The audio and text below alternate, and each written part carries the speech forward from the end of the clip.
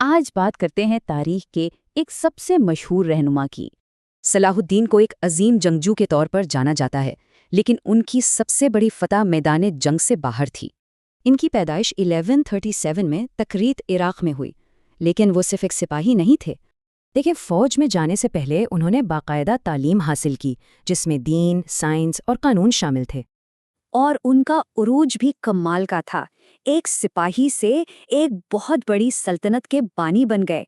ایک حکمران کے طور پر ان کی توجہ صرف جنگ پر نہیں بلکہ ایک خوشحال معاشرے کی تعمیر پر تھی۔ مگر ان کا سب سے مشہور کارنامہ تب سامنے آیا جب انہوں نے یروشلم کا رخ کیا۔ جولائی 1187 میں حطین کی مشہور جنگ میں انہوں نے صلیبی فوج کو شکست دی۔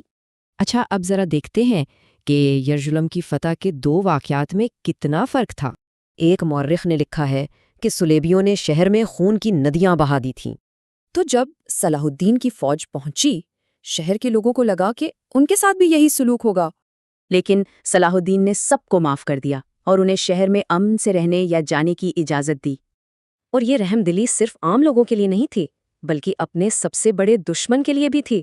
ایک محاصرے کے دوران انگلینڈ کے بادشاہ رچرڈ خطرناک بخار میں مبتلا ہو گئے۔ تو صلاح الدین نے ان کے علاج کے لیے اپنا ذاتی ڈاکٹر، برف اور پھل بھیجے۔ پھر ایک اور جنگ میں رچرڈ کا گھوڑا مارا گیا اور وہ میدان میں پیدل رہ گئے۔ تو صلاح الدین نے انہیں 2 نئے گھوڑے بھجوائے تاکہ مقابلہ برابری کا ہو۔ اب آتے ہیں 1193 میں ان کی وفات پر، جو ان کی شخصیت کا ایک اور پہلو دکھاتی ہے۔ صلاح الدین نے مصر سے شام تک پھیلی ایک بہت بڑی اور امیر سلطنت پر حکومت کی۔ تو پھر سوال یہ ہے کہ اتنے بڑے سلطان کے پاس وفات کے وقت کتنی دولت تھی؟ ان کے پاس اپنی تدفین تک کے پیسے نہیں تھے۔ انہوں نے اپنی ساری زندگی خدمت میں گزاری، شان و شوکت میں نہیں۔